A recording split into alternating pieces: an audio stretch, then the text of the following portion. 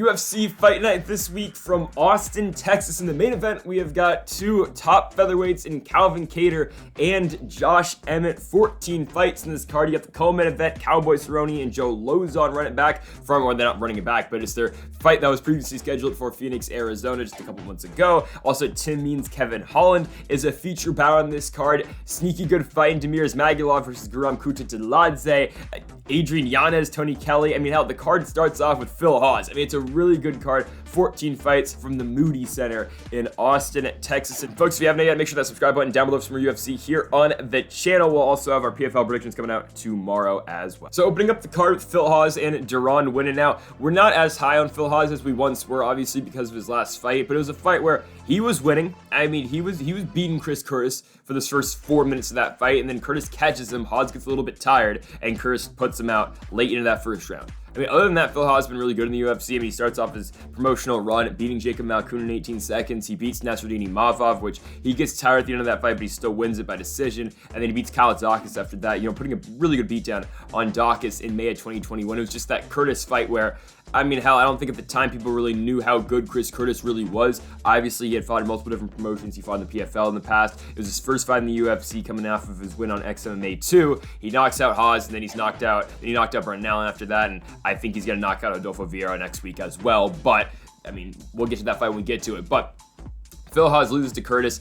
Again, though, when you're looking at a fight between him and Duran Winn, Phil Hawes should be able to dominate on the feet. He's a much superior striker between him and Winn, and you know what Duran Winn tries to do in every single one of his fights. He tries to wrestle, he tries to grapple. That's all he's trying to do. He's always just trying to push the pace on the ground. He's always trying to be that aggressor when it comes to the wrestling game. And his first win in the UFC, he didn't have to use his wrestling because he fought Eric Spicely, and oh wow, Duran Winn was striking well in that fight. Sure, he looked very sloppy when he was striking, but he still won the fight. Then he lost to Darren Stewart, lost to Gerald Mearshar, he got subbed in the third round, and then he just ran into Antonio Arroyo his last fight. He beat Arroyo. It's a weird fight. Arroyo is much bigger than him, but Duran Winn has 10 minutes of control time in that fight. 12 for 16 on his takedowns. He takes down Antonio Arroyo at will, and he wins the fight. Think about Arroyo, though. I believe he went 0-3 in the UFC. I know he's lost to Buckley. Yeah, he went 0-3 in the promotion. I don't believe he's still no longer in the UFC. So Phil Hawes and Duran Winn. Duran Winn's obviously going to try to take down Hawes, which is going to be a problem, I think, because Phil Hawes does have a really good wrestling defense game. He hasn't been taken down so far in the UFC. Not many guys have tried it, in all honesty, because Phil Hawes has been the guy,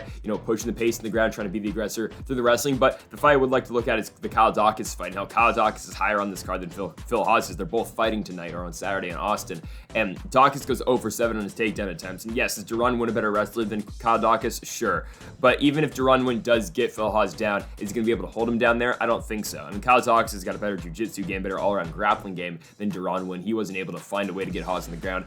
I mean, is Duran Winn going to be able to find a way to get him down? I doubt it. So I think Phil Hawes is going to keep this fight on the feet. I think eventually he's going to knock out Duran Winn, because I just don't think Winn can stay striking with Phil Hawes for 3 rounds. So I'm going to go with Phil Hawes to win this fight by knockout in the second round. Again, something that Hawes does seem to do, though. He does tire towards the end of his fights, which could be something that, could maybe help out Duran Winn, but it's not like Winn is the best gas tank either. So I'm going to take Phil Hawes for second round knockout. I think he's just an all-around better fighter. Now we've got Dolidze taking on Kyle Daukaus, and for Dolidze, it's been over a year since we have last seen him. His last fight was a unanimous decision victory over Laureano Staropoli. He wins that fight by unanimous decision. It's not a great fight. It's just Dolidze, wrestling Staropoli, keeping him on the ground, just holding him down there. Didn't do much, damage against Staropoli, but he wins the fight by unanimous decision, and he's 3-1 in the UFC, coming in, beating Hadias Ibrahimov, who's not very good. I mean, he knocks him out in the first round with the knee. Then he beats John Allen by split decision in a close fight, and then he loses unanimous decision to Trevin Giles.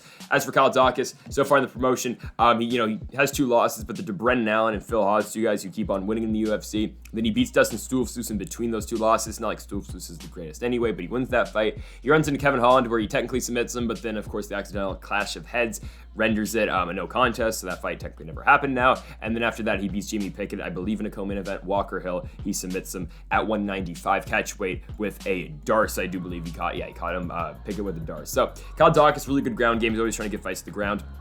Dolidze is a really good offensive wrestler. He's always trying to put fights on the ground as well. But Dolidze, I would say, on the feet, probably is a better striker. Daukaus probably technically sound better. Dolidze, kind of just on the feet, he'll throw big shots. He'll just throw big power shots, trying to close distance and try to knock his opponent's head off with every single strike he does throw. So that's something that Kyle Daukaus can definitely, if Dolidze, opens himself up with a huge shot like that, where he misses, swings and misses big, Daukaus can drag him to the ground. Daukaus can take advantage, which is 100% could happen in this fight. When you look at it, though, on the ground, yeah, Dolidze should and probably will try to take down Daukaus. It's just a matter of, can he fight off the jiu-jitsu that Daukaus will bring, because Daukaus will throw stuff up off his back. He'll try to reverse positioning, and it makes it a tough fight stylistically for Roman Dolidze. Kyle Daukaus is the favorite in this one, and you saw, even in the fight with Kevin Holland, I know that fight doesn't count anymore, but how quickly Kyle Daukaus can go to the back, snatch up a body triangle and put on a submission, put away his opponent with a rear naked choke. That's how quickly Kyle Daukaus can do something like that. I just don't know about Roman Dolidze in this fight. Dolidze, another guy who, again, seems to tire at the end of his fights. Daukaus can go for 15 straight minutes. Dolidze, yes, he can, but when you look at the Giles fight, really tiring at the end of it, and even the John Allen fight, he was really getting tired towards the end of that fight as well. So I do worry about that with Dolidze, and I think just for 15 minutes, I like Kyle Daukaus. Unless Dolidze is able to, put him away with a huge shot or just stay on the ground and kind of just use his lay and pray game to beat Daukaus that way, I don't think Dolidze is going to be able to pick up the victory. I like Kyle Daukaus to get this one done. I could definitely see a submission, but I'll go the safe route. I'm going to go Kyle Daukaus by unanimous decision. So I'll tell you 100% what this feels like. Eddie Wineland versus Cody Stamann. This feels like a way to get Cody Stamann a victory, because Stamann's had a pretty tough strength of schedule recently. You look at the guys he's been fighting. He had to fight Said Nurmagomedov in his last fight. He fought Rodrigues. Before that, Jimmy Rivera, Brian Kelleher, Song Yadong. Even you go back further. Alejandro Perez, Aljamain Sterling. Cody Stamann's been fighting the best guys, and he hasn't gotten the better of him in his last couple of fights, losing to Nurmagomedov, losing to Duraev, and losing to Jimmy Rivera. But I wouldn't say they're the closest fights. Merab beats him pretty soundly. Said Nurmagomedov catches him in a guillotine in 45 seconds, and Rivera beats him pretty well as well. But, do you think Cody Stamann's going to have too much trouble with Eddie Wineland? I don't think he's going to, because I know what Cody Stamann does in every single one of his fights, too. He's trying to take fights to guys. He's trying to be the wrestler, and that's just what Stamann does, and it doesn't make for the most entertaining fights sometimes. But I think Cody Stamann can be able to outbox Eddie Wineland for 15 minutes. I can definitely see that happening, right? And I know Cody Stamann doesn't, have the most power when he throws. He does throw hard, but his striking isn't the greatest. Eddie Wineland is so old at this point of his career. Wineland is 37 years old. He's fought so many damn times. This will be fight number 41 for Eddie Wineland, and he hasn't won in a minute. He's lost 4 of his last 5. The way he lost to Sean O'Malley was kind of disgusting. O'Malley just picked him apart for 2 minutes, and then, John Castaneda destroyed him for 5 minutes too. Wineland is a shell of his former self. The guy, of course, used to be the WEC champion all the way back in 2006 is when he won the championship. He lost in 2007. The guy's been around for a very long time, and it's respect to the legend in Eddie Wineland, but man, I think it's time for him to hang it up. Something that does make this fight interesting, though, when you look at the game of Cody Stamann, obviously trying to be the wrestler, he's always trying to go for the takedowns. Eddie Wineland's got a pretty good takedown defense game. 86% takedown defense so far in the UFC. The last guy I take him down was Frankie Saenz all the way back in Chicago in July of 2016 in the home in Shevchenko card. I think that was in Chicago. Saenz takes him down, but Wineland pops back up to his feet after about 45 seconds of ground control time for Saenz. So if Stamann does go with his traditional style of fighting in this one, Wineland might be able to stuff the takedowns, and Wineland may be able to keep this fight on the feet, which is all right, and that's cool and all, but can Wineland keep it on, and once this fight is on the feet, is Wineland able to outstrike Cody Stamann? At this point, Eddie Wineland's career, probably not. I know Wineland, again, maybe 5 years ago could be able to, but at this point, is he going to be able to? No. And that's just a big if. That's even if Wineland can keep this one on the feet and keep it standing. I still like Stamann on the feet anyways. Cody Stamann should be able to dominate this one. It's probably the lock of the night, in all honesty. There's a reason Stamann's sitting at minus 400 and Wineland's sitting at plus 300. Give me Cody Stamann to get the victory. I don't know why. I think I messed up his record yet. Cody Stamann's not 5-1-1 in the UFC, totally messed that up. But anyways, he's still going to pick up the victory. Got Cody Stamann to win this one by unanimous decision. Next up, we've got Ricardo Ramos taking on Danny Chavez. And as for Danny Chavez, 1-1-1 so far in the UFC, coming in the promotion. And it's a win that keeps looking better and better, I guess, beating TJ Brown by unanimous decision, since Brown now has won 2 straight fights after losing to Chavez, beating Kai Kamaka III and beating Charles Rosa. Charles Rosa, yeah. Chavez, goes in that fight. He takes down TJ Brown 4 times in that fight. It's on UFC 252. He wins it by unanimous decision. He goes 4 for 4 in his takedowns. Brown goes 0 for 6. Chavez goes 4 for 4 on his takedowns. Brown goes 0 for 6. Chavez barely kept the fight on the ground, though, as TJ Brown kept popping back up to his feet. Chavez turns that around to a loss to Jared Gordon. Gordon just beats him everywhere, beats him on the feet, beats him on the ground, and then he runs into Kai Kamaka III after that. The judging in that fight's interesting. Kai Kamaka and Danny Chavez go to a draw. On the feet, you could probably, it's a close fight on the feet, but Kamaka is outstriking Chavez, and on the ground, Chavez goes 1 for 5 in his takedowns. Kamaka's the one, though, with more control time in that fight, even though Kamaka goes 0 for 3 in his takedowns. It's a weird fight. I still think Kamaka won. Kamaka was cut from the promotion. Now he's in Bellator. He just lost the last fight, but Kai Kamaka III is still a very good fighter, I would say. Anyways, that's Chavez's UFC run. I mean, he's a decent wrestler, but when you look at this fight with him and Ricardo Ramos, if he takes down Ricardo Ramos, I don't like the defensive jiu-jitsu. Danny Chavez, I think Ramos will definitely be able to throw something off his back. And on the feet, man, Ricardo Ramos isn't horrible as well, but you look at his last fight, his last win. I mean, you can look at the Zubair to Hugov fight, which isn't that bad of a fight. It's a close fight. Ramos stays in it. It's a striking affair. He doesn't lose that badly in that one against Zubair to Hugov. He wins a round in that one. But you look at his fight against Bill Algier. That's the one that's impressive. Ricardo Ramos goes 8 for 13 on the takedowns. He's the dominant wrestler in that one. He's the guy, going in for takedowns and shooting and keeping Algier down there. But it's just Ramos did just enough to steal 3 rounds in that fight. He won 30-27 on 2 cards, won 29-28 on the others, but he's just always able to secure that one takedown in each round that pushed him to victory in that fight, beating a pretty solid guy in Bill Algier. He loses to Leron Murphy before that, where he gets knocked down in the first round. He beats Eduardo Garagori before that, rear naked choke. Again, showing the jiu-jitsu game that Ricardo Ramos does have. And I think that's what makes it tough stylistically for Danny Chavez, is that Ramos, I think, can have a very competitive and close fight with him on the feet and on the ground. Okay, sure, maybe Chavez is the advantage, in the wrestling, but what's he going to do once he gets down there? Because Ricardo Ramos is so dangerous with his jiu-jitsu and with his grappling game as a whole. And of course, Ricardo Ramos always has got, the spinning back elbow that he landed against Amian Zahabi back in New York in 2017. I mean, the guy's got power on the feet. When he throws very hard. I just think stylistically this fight's very tough for Danny Chavez. I like Ricardo Ramos basically everywhere in this fight. I think Ramos is going to win this one by decision. I don't think it's all that close. Next up, we got Gloria de Paula taking on Maria Oliveira. It's an interesting fight because Gloria de Paula's 1-2 in the UFC. She's won her last fight against Diana Belbizia, winning that one by unanimous decision. It was just a striking fight basically for 15 minutes, and Gloria de Paula's Gloria de Paula landed a takedown and kept Belbizia down for a round, but still, she was able to outstrike Belbizia for the other 2, and it was just a good win and a good victory for Gloria de Paula, winning that fight 2-1. Her first 2 fights don't really go her way.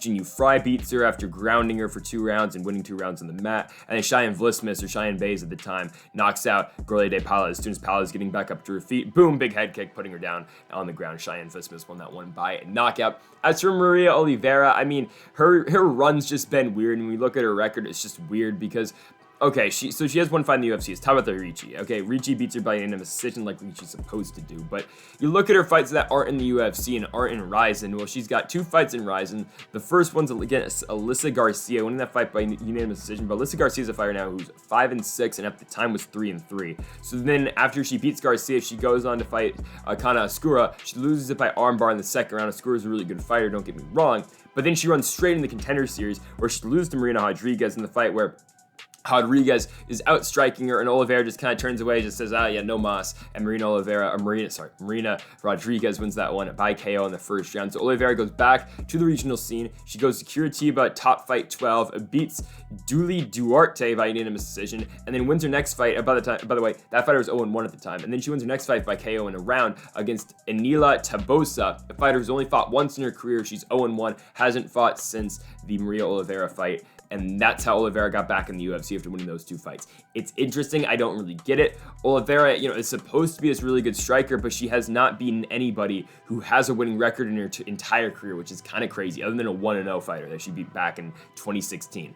Like, Maria Oliveira's strength schedule is horrible. I know we had the same thing with another Brazilian female fighter in Taila Santos, who now, of course, just went 5 rounds with Valentina Shevchenko and looked really good in that fight. Did she win it? No, she didn't, but still, she looked good in that fight. I think she's a fight away probably from another title shot. She's probably going to have to wait for Misha Tate, I'm assuming, to get that title shot, but she'll probably fight the winner of, Viviana Araújo and Alexa Grasso in a title eliminator. But Taila Santos had this problem coming to the UFC. I mean, hell, she had like a win over a fighter who was like 0-16, 0-5, and she was building her, name off of these bad fighters, and when she got to the UFC, she loses to Mara Romero Barella, and we're thinking, okay, she's not very good. Well, then she goes on a 4-fight winning streak, and then, she's a round away from becoming the UFC champion. So you just don't really know. But in this case, like, you could see the talent in Taila Santos. You could see how physically strong she was in there. You could see, her striking and her ground game. Maria Oliveira still hasn't shown me anything to be all that impressive. And the thing about Taila Santos is, when she came to the UFC, she hadn't lost yet. She was like 16-0. She didn't have the exposure to Rizin or the Contender Series like Oliveira did have.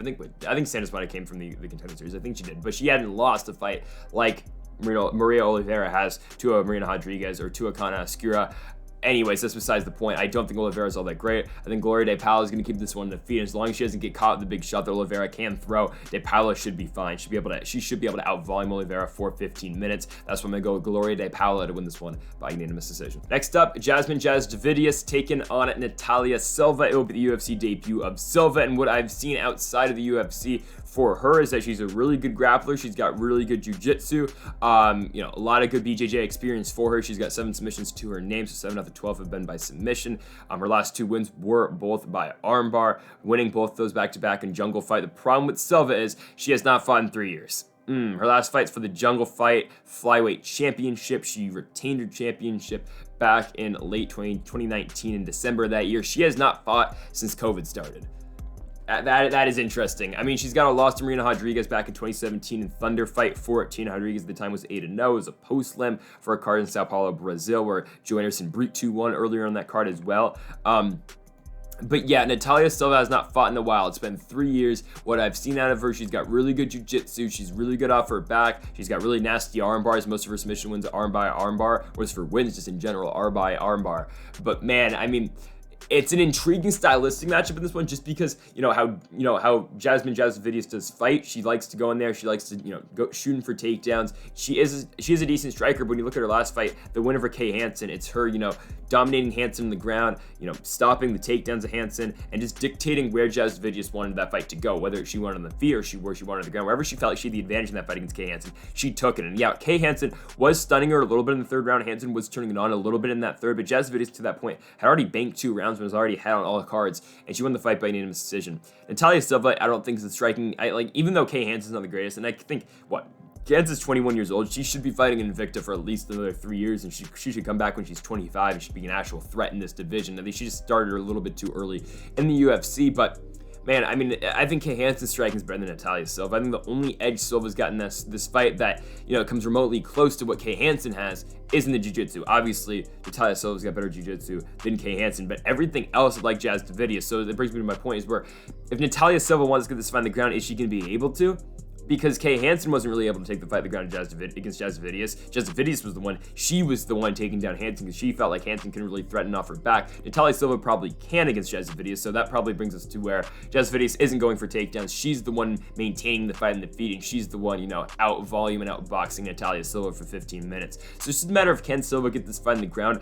I'm gonna say no, just because of how I've seen Jasudavicius stuff takedowns out of Kay Hansen, and we're looking at pure wrestling wise, not jiu-jitsu, but pure wrestling. I think Kay Hansen and Natalia Silva match up pretty well when you just look at pure wrestling between the two. So if Kay Hansen's not able to take down Jasudavicius, I don't think Natalia Silva's gonna be able to take down Jasudavicius. So when you look at all those things, I think Jasmine's gonna win this fight. I like Jasudavicius to just control this one. I think she'll win it by unanimous decision, whatever way she does want it. I think she will have it. Going with Jasudavicius to win this one by unanimous decision. So Court McGee's really turned on his last couple of fights. He's 2-0 in his last 2 after having that really good fight against Carlos Condit. He's come back and he's won back-to-back fights for Claudio Silva and Ramiz Brahimaj. And it's the same method that Court McGee applies in all of his fights. It's wrestling, and some more wrestling. Because when you look at the Ramiz Brahimaj fight, hell, he knocked down Brahimaj in that fight to win the feet. But 11 minutes of control time for Court McGee in that fight. He goes 5 for 11 on his takedowns. And when we look at the Claudio Silva win, he was not concerned about the jiu-jitsu game of Claudio Silva. He just went in there, 8 minutes of control time, 3 for 5 in the takedowns, dominated the fight over there. That's what Court McGee brings to the plate, okay? And in a pure striking fight, Jeremiah Wells will probably knock out Court McGee 10 times out of 10. Probably 9 times out of 10, right? Because Jeremiah Wells, very powerful. The guy has got a really good stand-up game.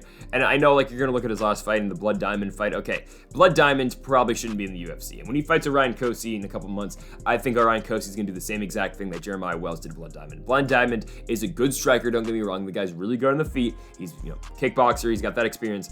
But on the ground, Blood Diamond doesn't stand a chance really against anybody. And, Jeremiah Wells is an MMA fighter, and he did what an MMA fighter will do to Blood Diamond. He took him down, took his back, and submitted him by rear naked choke in 4 minutes. That's what he's gonna do to a guy like Blood Diamond. Anyways, when you look at the Warley Alves fight, I mean, hell, Wells comes in that fight, short notice replacement against Alves. He's a underdog going in that one, plus 200 in the books, and he comes in there, he knocks down Alves, he knocks him out in the second round as soon as the bell rang in that second. Wells puts him down, puts him out. The guy's got power. And is he able to do the same thing to Court McGee? I don't know, man, because it's just a matter of can Court McGee drag Jeremiah Wells to the ground? Because in his last 2 fights, that's what he's been able to do. And Court McGee has just kind of been able just to hang with his opponents in the feet enough I'm looking at Ramiz Brahimaj, just enough to get it on the ground, eventually taking out his opponent. I mean, it's not like Ramiz Brahimaj is a great striker either. Brahimaj is a submission guy. So, man, I mean, this is a good fight. It really is. Like, I'm really tempted to take Court McGee here. He's a slight underdog in this one. I'm really tempted to, because I've taken Court McGee in his last couple of fights. Actually, I think I took Claudio Silva, but I took him in the Ramiz Brahimaj fight when he was an underdog going that one, and a lot of people were backing Brahimaj in that. Man, but Jeremiah Wells' striking is good. It's just a matter of can Wells stuff the takedown. If Wells can keep this fight in the feet, I think eventually he will knock out Court McGee, even though McGee has a pretty good chin on him. For being 37 years old, Court McGee has still got a really good chin at this point of his career. He's only been knocked out, I think, like once in the UFC. Yeah, once in his entire career. It's when Ponzinibbio knocked him out back in Tampa on the Glover Teixeira or Rashad Evans card. Shout out to Glover Teixeira, by the way. I know he just lost the championship, and that sucks. And he probably would have knocked out Yuri if he didn't, shoot for there, if he didn't, try sinking that guillotine. But still, give me the rematch between Glover Teixeira and Yuri Prochazka. I mean, I don't even think that should be a debate. Give me the rematch. Jan Blachowicz should not be fighting for the championship next. I like Jan, but give me the rematch first between Glover and Yuri. Anyways, Court McGee, again, he doesn't really get knocked out, but Jeremiah Wells is one of those guys, if he does touch the chin, he can put his opponent away, just because of the power that Jeremiah Wells does possess in there. Man, it's a close fight, because again, it's just a matter of can Court McGee take down Jeremiah Wells. I'm going to opt to say yes, he can, but I don't think he's going to be able to hold him down. I think McGee will be able to, in certain points in this fight, he will be able to take down Wells, but I don't think he's going to be able to ground Wells for, long points of this fight. So that's why I'm going to be taking Jeremiah Wells to pick up the victory. I think he will get this fight in the feet, and eventually I think he will knock out Court McGee. I'm going to go second round KO finish for Jeremiah Wells. I think eventually he will connect on the button, and Jeremiah Wells will pick up the victory, going second round KO finish for him. I mean, straight up banger here. Adrian Yanez, Tony Kelley, and say what you want about Tony Kelley. You might not like the guy, and I mean, I can see why people may not like Tony Kelley, but my goodness, I mean, this is going to be a good fight, dude. Like, this is a really good fight. Like, say what you want about Tony Kelley, but the guy comes to fight. Tony Kelley is a fighter. And this is a good one, because Adrian Yanez, I mean, so far in the UFC, the guy's undefeated. He's 4-0. I've taken him in all 4 of his fights in the UFC. He's got great knockouts. He's won performance bonuses in all 4 of his fights so far. He comes in, he head kicks Victor Rodrigues. He beats Gustavo Lopez by knockout. He knocks out Randy Costa in the second round. He goes to a unanimous or a split decision against Davy Grant. It's a very close fight, but he beats a good guy in Davy Grant. And here we are. I mean, him and Tony Kelley. Adrian Yanez is a striker. He will stay on the feet. He is willing to box with anybody in the world. And Tony Kelley's the next guy up. And I know Adrian Yanez is a huge favorite. I think on Tapology, Yanez is like 96-4% against Tony Kelley. And I see why. But man, this is a good fight, because Tony Kelley comes to fight, and you look at all of his fights in the UFC so far, the Kai Kamaka fight's a really good fight. Him and Kamaka go to war for 3 rounds, and Kamaka does pick up the victory, but man, I mean, hell, you look at the significant strike counter, 114 to 114, tied with Kamaka and Kelley. It was just the takedowns that Kai Kamaka the third was able to land is what, eventually was Tony Kelley's downfall in that fight and gave Kamaka the victory. The thing about that in this fight, though, is that Adrian Yanez is not coming to grapple with Tony Kelley, and that might be what Tony Kelley's not great at, because when you look at his next fight, when Ali Al-Casey fights him, and I think Ali Al-Casey probably deserves another shot in the UFC. I mean, what the guy's done outside the UFC since he got cut, winning back-to-back fights in UAE Warriors. He's going to fight Jesse Arnett for the featherweight championship in a couple months. He's going to try to defend his championship against Jesse Arnett in a couple months. I think Ali Al-Casey should probably be back in the UFC very quickly after he beats Arnett and defends his championship again. But anyways, Tony Kelley beats a good guy in Ali Al-Casey. Al-Casey is able to take him down 5 times in that fight. Control time 6 minutes for Al-Casey. Again, though, that's not going to matter in this fight, because Adrian Yanez is never going to shoot for a takedown. Like, I don't think he's going to shoot for a takedown anytime soon in the UFC. That's just not what he does. So he's going to be willing to stand Tony Kelley. Kelley's not a guy who shoots for takedowns either. I mean, yeah, Kelley throws up a lot of submissions off his back, but again, he's not going to have to worry about that against a guy like Yanez. And you look at Kelley's next fight, which it was a fight where Tony Kelley famously, drove from Louisiana to Vegas because he didn't want to wear a mask on a plane. I mean, okay, you do you, brother. But I mean, my goodness, Tony Kelley came in there, and again, say what you want about the guy, but the guy's a fighter. I mean, you look at the Randy Costa fight; he puts it on Randy Costa. He dominates Randy Costa. I thought Costa was going to win that fight, but Tony Kelley again beats the brakes off him and eventually finishes him in the second round. A guy that a lot of people are high on in Randy Costa, and a guy who was somewhat close in the odds with him and when Yanez fought. Actually, no, okay, Yanez is my 230 favorite, anyways. But when they fought in 2021, Yanez is a good fighter. Kelley's a good fighter. This is going to be a straight up war on the feet. Again, I think this is going to be fight of the night. I think someone's going to get knocked out probably. I just think it's going to be absolute war on the feet. It's going to be crazy. It's going to be nuts. Both these guys are really good strikers. Yanez, of course, does hold the power advantage in this one between him and Kelley. Kelley probably more of the volume, but again, don't count out the striking game of Tony Kelley. The thing is, I just think Yanez is going to be able to catch him eventually. Yanez is either going to catch him with a check hook, with a check right. He's going to catch him with something, a head kick, something like that. I think eventually Yanez is going to put down Tony Kelley. But I mean, even if this fight only goes one round, which I think it's going to, I think it's just going to be 5 minutes. I'm going to say first round knockout for Adrian Yanez. But I think for the one round this fight does go, I think it's going to be absolutely crazy. I think it's going to be a high-paced 5 minutes. I think even though I'm saying this fight might only go 5 minutes, with the exception of the main event, this could be the fight of the night. It's going to be a crazy war. I'm taking Adrian Yanez, though, to pick up the victory. I think he now goes to 5-0 in the UFC by beating Tony Kelley by first round knockout. I think just eventually Kelley's going to get caught with the volume he does throw on the feet. I think eventually Yanez is just going to catch him with something and put him to the ground. But again, it's going to be a war. Going with Adrian Yanez, though, by first round KO finish. So Julian Marquez and Gregory Rodrigues, two guys who have a lot of power on the feet, two guys who are finishers once they are on the feet. And I know Julian Marquez hasn't got a knockout finish so far in the UFC, but it's been his striking that has set up some of his submissions. I'm looking at the Sam Alvey fight. His striking set up the rear naked choke finish. If he didn't, sink in a submission against Alvey, eventually he was going to knock him out. But two guys who try to get it done in the feet. You look at the Julian Marquez knockout finisher with Phil Hawes back in the Contender Series in season 1 of that back in 2017. Again, the guy comes to finish. I mean, this is an interesting fight, and Gregory Rodrigues as well, a guy who does come to finish as well. When you look at the Jun Young Park win back in 2021, you look at the decision. I know it was a decision win over Dusko Todorovic. Excuse me, can I talk? But both these guys do come to finish fights. But I'm going to offer you something that's a little bit different than what your typical Gregory Rodrigues versus Julian Marquez fight, if that's a thing. I think there's a very good chance Gregory Rodrigues comes in here and just tries to take down Julian Marquez and keep him down. I think there's a very good chance that this happened. The fight that stands out for me when you're looking at the Julian Marquez side of things is the fight against Maki Pitolo. Okay, Maki Pitolo no longer in the UFC. Pitolo was on his way to beating Julian Marquez. You want a very low level Glover Teixeira, Yuri Prochazka. Okay. Watch Julian Marquez versus Maki Pitolo on a main card of a pay-per-view, UFC 258 in February 2021. Usman Burns is the main event. That is low-level Yuri Prochazka versus Glover Teixeira, because it's Maki Pitolo winning the fight. He's late into the fight. He's in the third round. He's going to win a decision.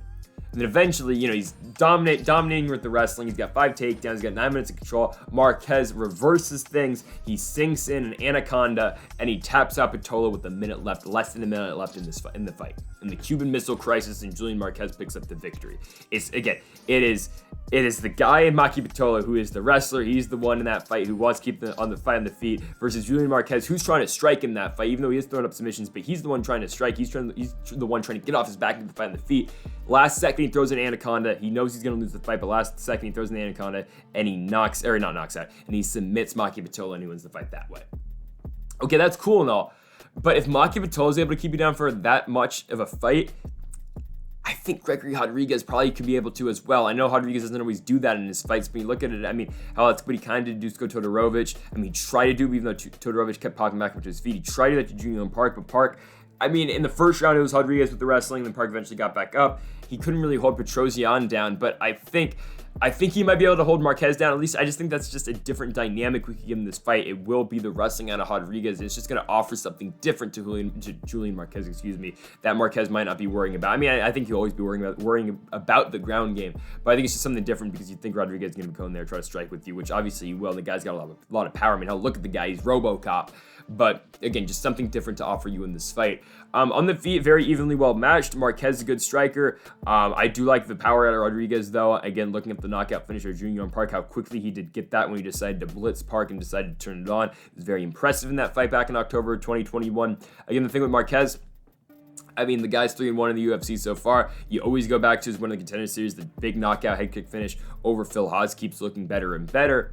He's got the loss against Alessio Di Chirico. It's a split decision back in 2018, but since his return, of course, the wins over, again, low-level opponents in Pitolo and Alvey, but still back-to-back victories for the Cuban Missile Crisis in Marquez. I just don't think he's good enough to beat Rodrigues, though. I think Rodrigues is going to get to him. I think Rodrigues is superior on the feet, and I think, again, the element that he can add on the ground might make it tough on Marquez as well. I'm going to be taking RoboCop to pick up the victory. I like him by decision in this one. I don't think we're going to see a finish just because of the ground game implemented as well, but yeah, I'm going to go with RoboCop to win this one by unanimous decision. Really good fight here with Damir Ismagulov taking on Guram Kutateladze.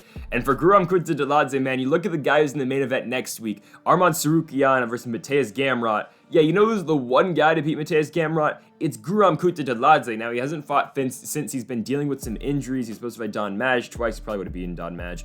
But now, here you go. They're giving him Damir Ismagulov, and what a fight this is. I mean, the winner of this fight truly is looking at a top 15 spot at lightweight, or at least is fighting a top 15 fighter at lightweight, because hell, Kutateladze owns a win over number 11, Mateusz Gamrot. And for Damir Ismagulov, he's been perfect so far in the UFC. He owns wins over ranked guys or formerly ranked guys in Joel Alvarez and in Thiago Moises, two guys who are very good, and Damir Ismagulov beat both of them by unanimous decision. The guy's good. Damir Ismagulov is very good. You look at his Rafael Alves fight. Yeah, he does get caught in that fight, but still, it's the wrestling out of him as Ismagulov. It's the striking once the fight is on the feet that does pick up the victory for him. 7 minutes of controlled time against Rafael Alves. And the Thiago Moises fight, he knocks down Moises in that one. He's the superior striker. He's the one keeping the fight on the feet. He's the one dominating on the feet. As for Kutateladze, now, you can go back to Mateusz Gamrot fight all you want. He doesn't beat Mateusz Gamrot. Like, watch that fight. He doesn't win. I'm just saying he beat Mateusz Gamrot because on his record, yeah, okay, he doesn't own a win over Mateusz Gamrot. But what is more impressive, I think, is how close that fight was against Mateusz Gamrot with Kutateladze. Because most of Mateusz Gamrot's opponents in the UFC have not had close fights with him so far. I mean, you look at the Jeremy Stephens fight, he gets submitted in a round. Diego Ferreira is getting beat up by Mateusz Gamrot eventually. It's the weird, he just kind of gets hurt in the second round. Scott Hot Sauce Holtzman gets, torched by Mateusz Gamrot. Gamrot is that good in there, and for Kutateladze to stand there in 15 minutes and at least make that fight competitive and knock down Mateusz Gamrot in that fight is saying something. I know Gamrot out-wrestles Kutateladze, and when that fight is in the feet, Gamrot is beating him up there too, and you don't really get the decision. Even Kutateladze told Mateusz Gamrot, like, man, I don't know how I won this fight. This was your fight. But Kutateladze technically gets the victory. He's undefeated so far in the UFC. He's 1-0. He's got a solid striking game. He's got power once he is on the feet, and that'll make it tough in Damir Ismagulov. Now, on the ground, I think Ismagulov will have the advantage, obviously, with the takedowns and all that, because if Mateusz Gamrot's able to take down Kutateladze, I think Ismagulov will at least have some success on the ground as well. So it will be Damir Ismagulov trying to get this one on the mat and trying to hold down Kutateladze and give him trouble while they are on the ground. But for Kutateladze, I know on the feet this one is evenly matched, but I think Kutateladze has a serious chance of knocking out Damir Ismagulov once this fight is standing. I mean, there's a definite chance that can happen. You look at the way Kutateladze, is able to put it on guys just like he did against Mateusz Gamrot. He's able to stun him while they're on the feet. Kutateladze, the Georgian Viking, will always have a chance to put away his opponent, again, while they're standing. So I think this is a tremendous fight. Two top guys here, two guys who are looking at potentially getting in the rankings at 155, and Ismagulov and Kutateladze, two guys who are undefeated so far in the UFC. Ever so slightly, though, I gotta take Ismagulov. I just think the wrestling game is gonna give Kutateladze some trouble here. I can 100% see a world, though, where Kutateladze keeps this one standing, and he's the one just beating up his opponent on the feet.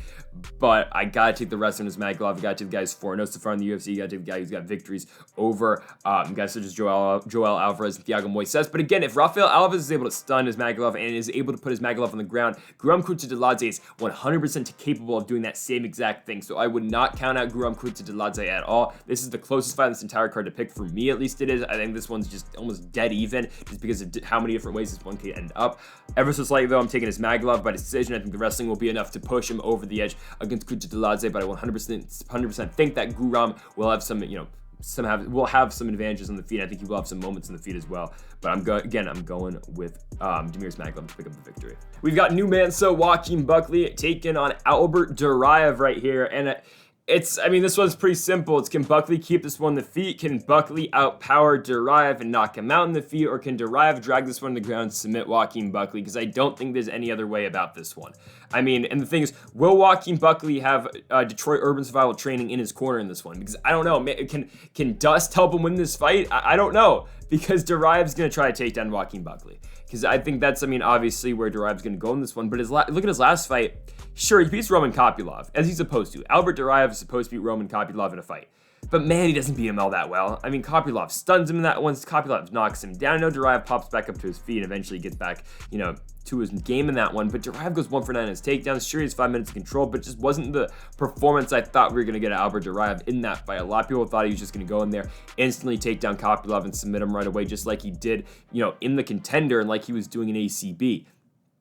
I mean, can you do that against Buckley? Sure, 100%. He might be able to. But it's just, I don't have as much confidence in Duraev that I once had when he was heading into his first UFC fight at UFC 267. When you look at Numansa, Buckley's been up and down so far in the UFC. I mean, obviously he comes in with the Kevin Holland loss, but then he beats Impa Kasanganay on that crazy knockout. He beats Jordan Wright after that. He gets knocked out by Alessio Di Chirico, then he knocks San Antonio Hoyo in the third round. Then he's got that weird fight against Abdul Razak Al-Hassan where honestly, it wasn't that great of a fight. Like, we thought it was going to be pure violence. We thought someone was getting knocked down in the first round, and then it's just kind of a wrestle fest. And it's just, sloppy striking in the feet where Buckley barely wins. I thought Abdul Razak Al-Hassan won that fight, but, I mean, it wasn't the fight we thought it was going to be. Buckley wins it by split decision. He's got Dust Dan, or whatever the hell his name is, in his corner. It's pretty cool, I'm not going to lie. But, yeah, and now Buckley's fighting Albert Duraev. I don't know. I mean, both these guys both these guys can be really good fighters, but it's just a matter of can they put it together or not, because you know how a striking game Buckley's got. I mean, the guy's got power that can knock out anybody, but in the Abdul Razak Al-Hassan fight, he's just kind of tentative in that fight. He wasn't really just willing to go after it, and he was just kind of waiting in that one. For Duraev, again, he was kind of sloppy in the Kopylov fight. He couldn't take Kopylov down. Yeah, he was beating Kopylov on the feet, but if he can't take Buckley down, he's forced to strike with Buckley. Buckley eventually probably is going to knock him out. So, I don't know. I mean, again, it's just a matter of can Duraev secure that takedown, and if he can, then can he submit Joaquin? I think if he is able to get the takedown, I think, yeah, Buckley is going to give something up, and Buckley's either going to give up an arm or his back or something, and Duraev will be able to take that and take advantage of it. But again, if he can't take him down in the first place, then I think Buckley will be able to put the pieces together and knock out Albert Duraev on the feet. So, man, I mean, it's either way in this one, you're going to see a finish, at least I think. I know we thought we were going to get a finish out of Razak Al-Hassan and Buckley, but again, those are two strikers going at it, and there's always the case where, okay, these two strikers can counter each other out, and it can become a game where neither guy is willing to step forward. In this fight between Buckley and Duraev, though, you got two guys who have very different styles. Buckley, of course, the striker. Duraev, the grappler. You're probably going to see someone get finished in this one. Ever so slightly, I'm taking Duraev. I'm not confident at all in this pick because I could definitely see where Duraev does not take down Joaquin Buckley, and he's not able to take down Buckley, and then he's just screwed. He's SOL on the feet, and Buckley eventually puts together the pieces and knocks him out. I can 100% see that happening. Ever so slightly, though, I'm going to bank on Duraev being able to get this one on the mat, and if he is able to get this one on the ground, then I think he will submit Joaquin Buckley. Going with Albert Duraev with a submission round, with a submission in the first round against Joaquin Buckley. I think immediately gets the takedown and immediately he jumps back or something like that, and he puts away Numansa, going with Albert Duraev by first round submission. Very fun fight now. Kevin Holland versus the Dirty Bird, Tim Means. Really good one here, because Kevin Holland, again, still fighting now at 170. He's dropped down from 185, and he's taking on Tim Means in the second bout at welterweight. We look at his first bout at welterweight, beating Alex Cowboy Oliveira, knocks him out in the second round. The first round it's close. I mean, Holland wins it, but Oliveira takes his back at the end of the round. That's always something you got to be concerned about with Kevin Holland. It's okay, can his opponent ground him? Can his opponent keep him on the ground and, give him some issues on the ground? Tim Means might be able to. Means does have some wrestling, but I don't think that's where he's going to go in this fight. I think he'll attempt it, but I think Tim Means' ground game and his wrestling isn't that good to the point where it's going to really give Kevin Holland problems, where it's not going to let Kevin Holland, impose his game striking-wise. I don't think Tim Means' grappling is that good at that point, so I don't think it's going to be too much of an issue. I think Holland's going to be able to, fend off his takedowns. I think we will see a striking fight between him and Tim Means. So, with that being said, power-wise, Kevin Holland's got a lot more power than Tim Means has got. I mean, when was the last time Tim Means put anybody out on the feet? I mean, Sabah Mazi back in 2016, John Howard back in 2015. It's been a while since Tim Means was able to one-punch knock out his opponent. So when you're looking at this one, then it's going to have to be Tim Means putting on a volume against Kevin Holland and just overwhelming him with strikes, similar to what he did against Mike Perry back in 2020, I believe. Yeah, on Figueiredo Perez in November of that year in the pay-per-view. He's going to have to do something like that. He's going to have to get in Holland's face and not let Holland, beat him with anything huge. But Holland's so good at keeping his distance. Holland's so good at, he's got a 6-inch reach advantage in this one. And Holland's got an incredible reach for being a 170-pounder. He's 6'3" at 170. Means is 6'2" as well, so two big welterweights, but still, Kevin Holland will have that big of a reach advantage in this one. He should be able to use his kicks to keep distance in this one, his leg kicks. He should be able just to use that jab and stick the jab out there and throw the big overhand after it to really give Tim Means a lot of problems in this fight. Kevin Holland's good, man. I think people forget how good Kevin Holland is just because of those two losses to Brunson and Vettori. And sure, okay, because visually wise he lost to Kyle Daukaus, but now on paper that loss is gone. So when you think about it, His losses are to Marvin Vettori and Derek Brunson in the last 2 years, right? Or last 3 years. Those are his only 2 losses. Those are 2 top 5 middleweights. Now he's down at 170. You saw how he was able to put away Alex Cowboy Oliveira. I think he's going to be able to do the same thing to Tim Means. And again, Means is kind of slow striking, but he does get in your face just with the 1-2 really nice like he did against Mike Perry. That's probably one of his best performances. I know his last fight is the victory over Nicholas Dalby. I don't think all that highly of Dalby, and Means, it was Tim controlling Dalby on the ground, and Dalby is, not a bad ground guy either, but I don't think Tim Means has got the grappling to the point where he's able to, really just keep Kevin Holland down on the ground. I don't think he's going to have that. Because when you look at the guys who were able to take down Holland, and Holland was always the smaller middleweight when he went in there. I mean, you're looking at guys like, Derek Brunson, Marvin Vettori. I mean, right, to a certain extent, Kyle Daukaus, too, is a pretty big middleweight as well.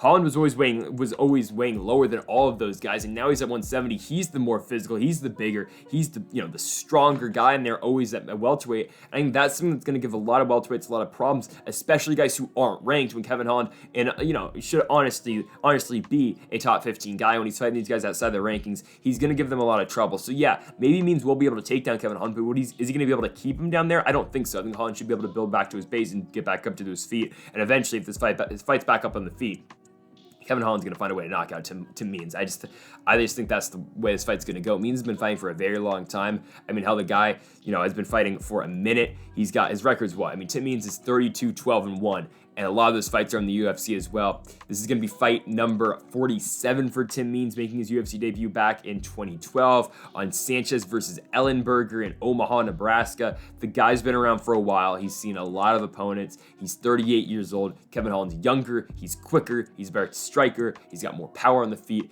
Kevin Holland's going to find a way to knock out Tim Means, and I'm pretty confident about it. Holland improves to 2-0 at welterweight with a second-round knockout finish of the Dirty Bird, Tim Means. Now up is the co-main event between Donald Cowboy Cerrone and Joe Lauzon. Of course, this was originally scheduled for UFC 274 in Phoenix, Arizona. Cowboy to pull out of that fight. And so, again, that fight was just supposed to happen last month. My predictions does not change on it, so we're just going to roll that same exact prediction from last week, and then we'll get into the main event right afterwards. It is Donald Cowboy Cerrone fighting Joe Lauzon in the year of 2022.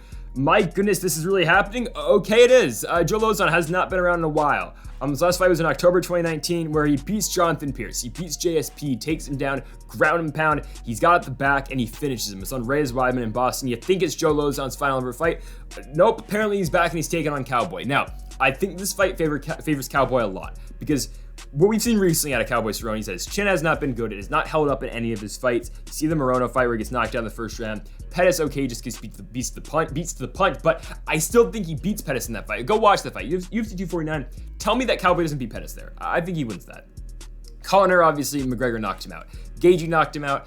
El Kukui beats him in the second, even though I thought Cowboy in the first, Tony won the second. I mean, Tony was likely on his way to winning the second 2 rounds, but still, not a horrible fight out of Cowboy. And you look at that, before that for Cowboy, when he was going on his little run at 155, where he thought, oh, maybe he's going to make a run of the title. He beats Alexander Hernandez, he beats Raging Al in that main event, and then, of course, he gets El Kukui and loses, and he hasn't been the same since. But I don't think Joe Lauzon's got the one-punch knockout power that's going to be able to put away Cowboy, like what we've seen at Cowboy's last couple of fights with the Gaethje, with Connor, and with Morono.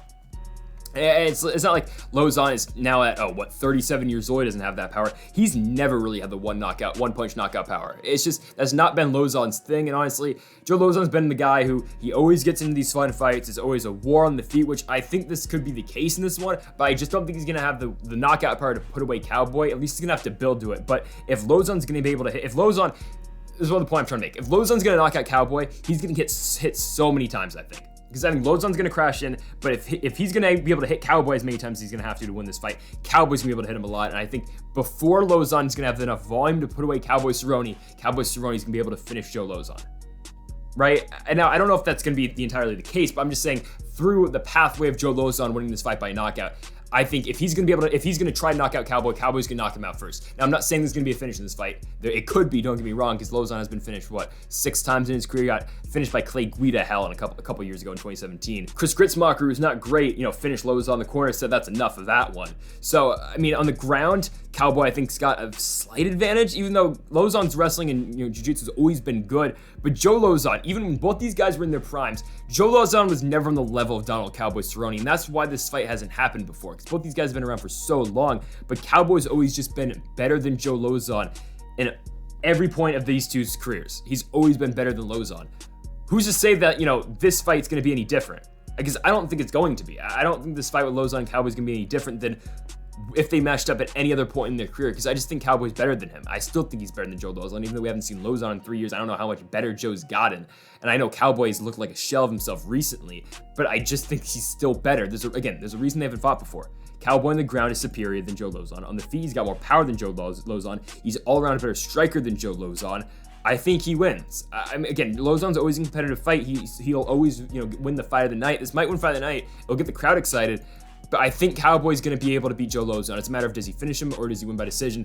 I like Cowboy by decision. I just don't know at this point in Cowboy's career, can he put away a guy like Lauzon, who, again, his chin's not the greatest, but does he have the knockout power to still put away Lauzon? Potentially, I'm going to go safe pick Donald Cowboy Cerrone to get back in the win column, beating Joe Lauzon by unanimous decision. If Cowboy does want to keep fighting, which I think he probably will if he beats Lauzon, just give him, again, some of these Legends fights. Have him fight Nick Diaz, something like that. Again, and this fight is at 155, and Cowboy, even though he does look like he's going to die on the scales at 55, he is a better fighter down there. I do personally think so. Obviously, the results have shown that compared to him at 170. So I think Donald Cowboy Cerrone at 155 should be able to beat Joe Lauzon, as long as Lauzon doesn't, somehow find the chin. I like Cowboy to win this one. He gets it done by decision. What a damn war this is going to be. We hyped up Adrian Yanez versus Tony Kelley and said how that might be a fight of the night contender, but man, this one sure as hell feels like it. Calvin Kattar, Josh Emmett in the main event, 5 rounds. Oh my goodness, what a fight this is. I'm so excited for this one. Because for Josh Emmett, it's his second main event, and you have to go back to his last one when he got knocked out by Jeremy Stephens, which hopefully for Emmett's case, he's looking for a different outcome this time. But man, Calvin Kattar and Josh Emmett, this is a banger. Emmett, back-to-back great fights. His win over Shane Burgos was one of my favorite fights of 2020. It was in June of that year in the Apex. Wins fight of the night. Emmett knocks down Burgos twice in that one. I believe he tears both his MCLs in that, I think. I'm pretty sure he did. And yeah, he wins the fight by unanimous decision, basically on one leg. It's an incredible fight. Then after that, he turns that into a victory at UFC 269, beating Dan Ige by unanimous decision. He's able to knock down Ige in that fight, and he's able to outstrike Dan Ige for 15 minutes in that one. And for Josh Emmett, when he came into the UFC, he was that guy who was always trying to look for takedowns. He was the guy who was the wrestler. He was the guy coming out of Team Alpha Male in Sacramento. He was just Uriah Faber's guy who, maybe someday again he can build himself up to be a champion, be another one of those Alpha Male guys, and maybe he'll go down at 135 and fight Dominic Cruz. I'm just kidding. Maybe I am. I don't know. But for Josh Emmett though, he came into the UFC as the dominant wrestler, but he came into his own with the striking realm. And eventually, Josh Emmett, you know how powerful the guy is. Just look at the guy. He holds a lot of power in his hands, and he has scored a knockdown in every single fight he has had in the UFC since 2017. 8 straight fights for Josh Emmett, he has got a knockdown in. That's how much power he has. And when Josh Emmett started to sit down on his strikes and throw the jab out there and throw the big overhand afterwards, the guy has gotten more dangerous and dangerous in the UFC. Just again, look at his last 2 fights. Just watch the Shane Burgos fight and look at the power and look at the the intent Josh Emmett throws with. Now that's going to be a problem though with Calvin Kattar, because Calvin Kattar has really progressed into being one of the best fighters at 145. I know the Max Holloway fight happened, and he got outstruck 445 to 133 significant strikes wise in that fight, and that's not great. I know it's not. But when you look at his other fights, when you look at how he beats Giga Chikadze, I didn't think he was going to beat Giga, but he does. He mixes up a little bit with the wrestling, but he's outstriking Chikadze 144 to 128 in that fight. He knocks down Giga, and really, Kattar puts it on Chikadze more than Chikadze put it on Kattar. And you look at the damage accumulated on both one of those guys in that fight. Giga's really wearing it. Calvin's really not. And we look at what Calvin Kattar does to Dan Ige for 5 rounds. He puts it on Ige. Ige's unrecognizable at the end of those 5 minutes. The way he knocks out Stephens, coming in on the elbow, knocking him the hell down at UFC 249 in Jacksonville. When you see the Zabit Magomedsharipov fight, where maybe if Kattar's given 2 more rounds in that fight, maybe he beats Zabit in that one. The guy's really good. He gets better late in fights as well. Hell, I know he gets dominated by Holloway, but the way he stays in the fight and the way he's still throwing hard back at Max Holloway in a fight that he lost 50-42 is incredible. It really is, and it does show you the levels, really, of these guys at 145 to the upper echelon of guys like Alexander Volkanovski and like Max Holloway down to Calvin Kattar, I think, is tremendous, but Kattar, Ortega, and Yair Rodrigues, I'd say is the next tier, where those guys are good, but man, they have trouble against the upper guys like Volkanovski and Holloway. But still, Kattar's trying to break into that tier with Holloway and Volkanovski with the victory here against Josh Emmett, because I'll make the case Calvin Kattar gets a title shot with the victory here. I mean, even Josh Emmett maybe, but definitely I would say Calvin Kattar, if he wins this fight, man, you're looking at a title shot, I think so, because the winner of Max Holloway and Alexander Volkanovski is going to need a next fight. They're not going to give the title shot to Arnold Allen up next, because Allen still, I think, needs to pick up another win. I could definitely see them running Arnold Allen and Chancellor Jung if the UFC's going back to South Korea. I could definitely see them doing that, and if maybe Allen beats Zombie, then that's what they do next, but you're not giving the winner of T-City and Yair Rodrigues a title shot over Calvin Kattar if Calvin Kattar beats Josh Emmett. Maybe Yair because of the somewhat close fight with Max Holloway, but I mean, this is Kattar's shot to get a title shot. And for Josh Emmett too, if Emmett wins this fight, especially if he knocks out Calvin Kattar, which in all honesty, if he's gonna win this fight, I think Josh Emmett is gonna win by knockout, just because I don't think Josh Emmett's gonna be punched for 25 minutes without securing a knockout. You're looking at him getting a title shot as well. I could, again, the one I could see the UFC going Rodrigues over Emmett if they both win, but Brian Ortega's got a good chance to beat Yair Rodrigues as well, and I think Josh Emmett is probably next to the championship if he wins this fight. So in all likeliness, a number one contenders fight here between Calvin Kattar and Josh Emmett to fight the winner of Holloway and Volkanovski, except, again, it gets tricky. If Max Holloway wins, then they probably run back Volkanovski and Holloway for the fourth time, but I don't know. I think Volkanovski's going to win that fight. Anyways, though, going back to Calvin Kattar, his striking is so good. His striking defense, say what you want about him getting hit a lot in the Max Holloway fight, doesn't get knocked out. He's a tough guy to put away, but the thing with Josh Emmett is, though, it only takes one overhand right for Josh Emmett to put away his opponent. I mean, Josh Emmett's got so much power. Like, it just takes one shot for Emmett to sit down his opponent, knock him out, and boom, the night's over. So, I mean, man, stylistically, this fight's incredible. Wrestling-wise, I give the advantage to Josh Emmett, but I don't think we're going to get there. I think we're going to just see pure striking. I think this fight's going to be just pure chaos on the feet, man. Like, this is such a good fight. It is such a damn good fight. Again, Emmett scored a knockdown in each one of his last 8 fights, which is crazy to me. It is absolutely insane. The guy's always got that one-shot knockout power. For Kattar, though, he's always in your face. He's always pushing it. He's always just throwing the jab out there, giving his opponent some sort of look so that he can come back with the right. It's just, Kattar's really a really good boxer. Josh Emmett's a really good boxer. He throws with a lot of power. Man, I mean, this could be fight of the year, honestly. This is such a good fight. I know we just saw fight of the year contender with Yuri and Glover in Singapore, but man, it's such a good one from Austin, Texas.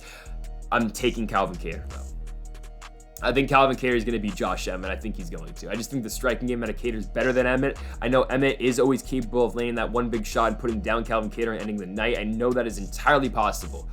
But I think Calvin Kattar, though, is going to, keep his distance. I don't think he's going to get caught with anything huge from Emmett. And we've seen the chin that Kattar's got eating big damage from guys like Danny Ige, from guys like Jeremy Stevens, Max Holloway, Giga Chikadze, even to beat Magomed Sharipov, too. The guy just doesn't get finished in there. He doesn't get knocked out. You saw him in that war against Shane Burgos back to UFC 220.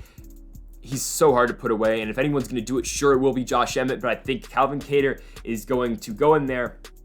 I think he's going to outvolume Josh Emmett, and in a crazy fight where both guys will have their moments, I think Calvin Kattar, the Boston finisher, is going to come out on top. I'm going with New England Cartel's own Calvin Kattar to pick up the victory. I think he'll get it done in an incredible 5-round decision victory for Kattar. I'll say he gets it done 4 rounds to 1, maybe even a 3-2. I'll go 49-46, though. Your final scorecards for Calvin Kattar getting the victory over a gamed Josh Emmett in Austin, Texas. And folks, thank y'all for watching our UFC Fight Night preview and predictions. Of course, Calvin Kattar and Josh Emmett in the main event from Austin, Texas. If you haven't yet, though, make sure that subscribe button down below for more. We do one of these UFC card breakdowns every single week. Next week, we'll be back from, unfortunately, the UFC Apex. Arman Tsarukyan, though, Mateus Gamrot in the main event. It's an incredible fight, headlining just a really good card. Chris Curtis, Adolfo Vieira's on that one. It's a really good card. Not going to miss it next week. And also tomorrow, we'll have our PFL Week 4 predictions coming out for you as well. So folks, thank you for watching. Make sure that subscribe button down below for more. Make sure you like if you did enjoy the video. Thank y'all for watching. And Mamba forever.